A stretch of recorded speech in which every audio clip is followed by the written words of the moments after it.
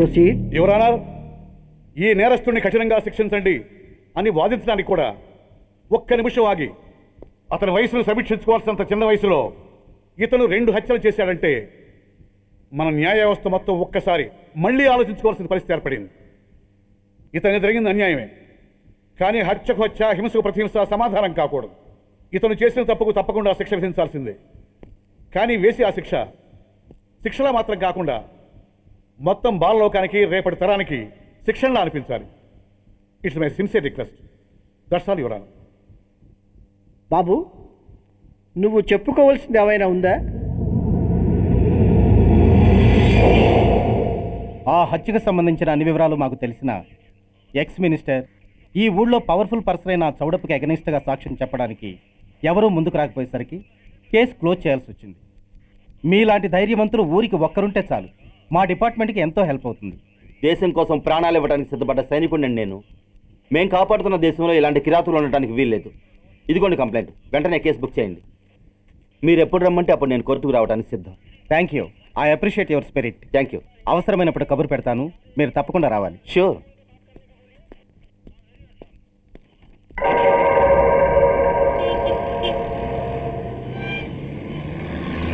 అవును sir, report ఇచ్చి వెళ్ళాడు.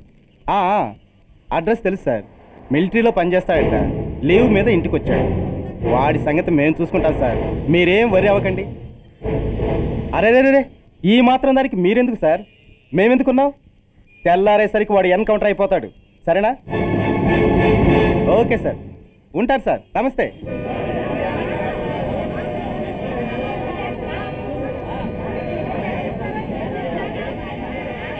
నాన్న, మనం ఈ ఊరోజులు ఎందుకు వెళ్ళిపోతున్నాం? ఈ ఊళ్ళో కొందరు చెడ్డోళ్ళు ఉన్నారు బాబు. ఎవరు వాళ్ళు?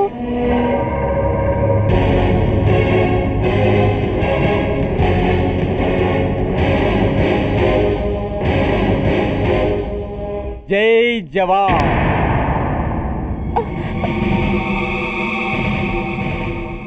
కోర్టుకొచ్చి సాక్ష్యం చెబుతా అన్న మిలిటరీ ఆయన చెప్పా పెట్టకుండా ఊరొదిలి పారిపోతున్నారే. రేయ్, నేను సైనికుడినిరా. వెన్ను చూపించి పారిపోవడం నాకు అలవాట్లేదు. కాకి బట్టలు తొడుక్కొని అలాంటి లుచ్చాల దగ్గర పాకి పనిచేసే ఇలాంటి వాళ్ళ పని పెట్టడానికి మళ్ళీ తప్పకుండా తిరిగి వస్తాను రా. అంత లేదమ్మా, అసలు నువ్వు ఇక్కడి నుంచి వెళితే కదా తిరిగి రావటానికి. తమ్ముంటే ఆపండి రా. చా రండిరా.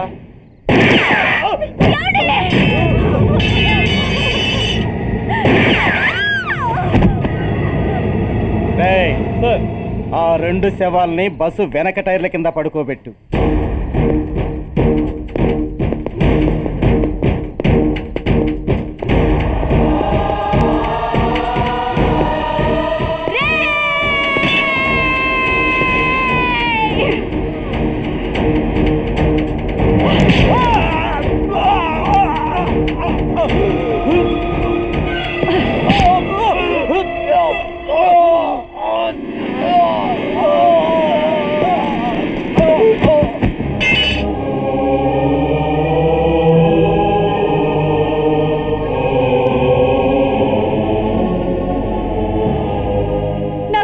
ఇప్పించాడు సార్. ఇక్కడున్న పోలీసులందరినీ చంపేస్తారు సార్. వాళ్ళు మంచి వాళ్ళు కాదు sir.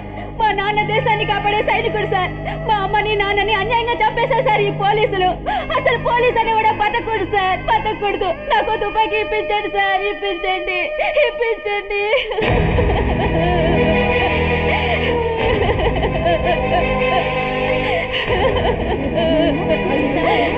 Order, order. The judgment is reserved. Court is adjourned. ఏ తలబట్టేసిందా? మీరా? ఏమా బాగున్నారా? బాగున్నానన్నయ్య. రండి కూర్చోండి. ఏరా, బోర్డర్లో ఉండాల్సిన వాడి కోర్టులో పరిశీలన అయ్యావు. ఎంతసేపు అయింది వచ్చి? ఈ కేసు హియరింగ్ స్టార్ట్ అయ్యేసరికి వచ్చావన్నయ్య. ఇంతకీ ఆ అబ్బాయికి ఏం శిక్ష పడొచ్చు? ఏముందమ్మా, మైనర్ కాబట్టి కొన్నాళ్ళ పాటు రీఫార్మ్ స్కూల్ పంపించాల్సి ఉంటుంది. ఆ శిక్ష వేసేసి చేతులు దులిపేసుకుంటారు, అంతేగా? నేరం చేసిన వాడికి శిక్ష వేయటం చేతులు దులుపుకోవడం ఎలా అవుతుందిరా? వాడు చేసింది తప్పు కాదని నీ అంతరాత్మకు తెలియదా? మన దృష్టిలో తప్పు కాకపోయినా చట్టం దృష్టిలో అది నేరం. దానికి శిక్ష వేయక తప్పదు. అసలు శిక్ష అనేది ఎందుకురా? మనిషిలో పరివర్తన తేవటానికి. మీరు వేసే శిక్ష వాడిని తప్పు తెలుసుకొనివ్వదు, తప్పుదారిలోకి మళ్ళిస్తుంది. ఏంటో నువ్వు అనేది? ఆ పసి మనసులో ఎంత ఆవేదన ఆవేశం ఉన్నాయో చూసావు కదా. శిక్షాకాలంలో అవి వాడితో పాటే పెరుగుతాయి తప్ప తరగవు. సమాజం మీద కక్షతో, వ్యవస్థ మీద హేట్రెడ్తో ఓ రెబల్గా సొసైటీలోకి వస్తాడు. దగ్గరకు తీసుకుని ఆదరించేవాళ్ళు లేక మరో క్రిమినల్గా తయారవుతాడు. ఇంతకీ నువ్వు అనేది ఏమిట్రా? మా కన్న కొడుకు ఎలాగూ పోయాడు, వాణ్ణి మేం పెంచుకుంటాం.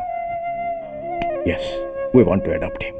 I appreciate your humanity major Bhargav. But చట్టానికి విచారణ చేయటంలోనూ శిక్ష విధించటంలోనే కాదు, ఆ శిక్షను అమలు చేయటంలో కూడా కొన్ని పరిమితులు ఉంటాయి. శిక్షాకాలం పూర్తి కాకుండా అతన్ని మీకు హ్యాండ్ ఓవర్ చేయటం కష్టం అవుతుంది. ఇంతకీ ఆ కుర్రాడి మీద మీకు ఎందుకంత ఇంట్రెస్ట్? అతను ఓ సిన్సియర్ మిలిటరీ మ్యాన్ కొడుకు సార్. అంటే ఆ చనిపోయిన అతను? He was my subordinate sir. Oh I see. Okay, I will do one thing. ప్రస్తుతానికి ప్రొసీజర్ ప్రకారం అతన్ని రిఫార్మ్ స్కూల్కి పంపిద్దాం. ఈలోగా గవర్నమెంట్కి, లా అండ్ ఆర్డర్ డిపార్ట్మెంట్కి స్పెషల్ పర్మిషన్ కోసం అప్లై చేసి వాళ్ళని ఒప్పిస్తాను. ఆ తర్వాత అతన్ని మీరు తీసుకెళ్ళవచ్చు. Thank you very much sir. వస్తాం సార్. మంచిది. మేజర్ గారు, ఆ కుర్రాడిని మీరు ఏం చేద్దాం అనుకుంటున్నారు? ఏ డిపార్ట్మెంట్ అయితే అధికార దుర్వినియోగం చేసి ఓ నేరస్తుని తయారు చేసిందో అదే డిపార్ట్మెంట్లో చేరుస్తాను. I will make him an honest police officer. నిన్నేరా? ఏంటి అలా చూస్తున్నావు?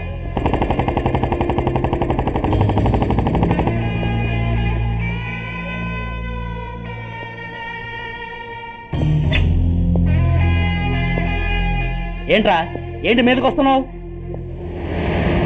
ఏమన్నావురా? సిగ్నల్ పడకుండా ఎందుకు వెళ్ళావు?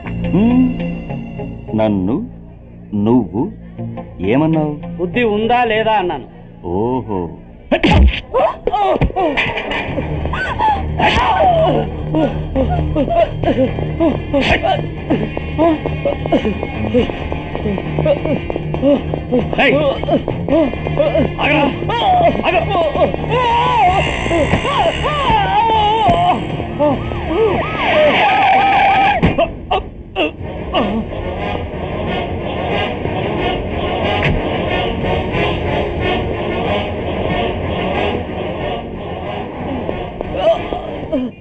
అతని హాస్పిటల్కి తీసుకెళ్ళండి. Drop the knife. కత్తి కింద పడై.